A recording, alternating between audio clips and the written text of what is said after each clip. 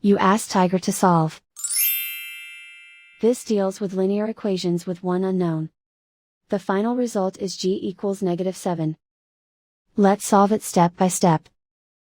Group all constants on the right side of the equation. Subtract 14 from both sides. Simplify the arithmetic.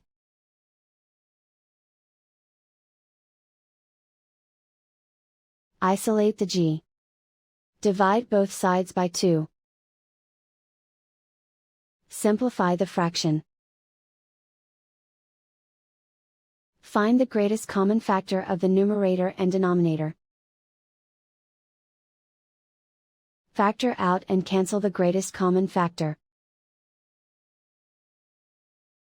And so the final result is g equals -7.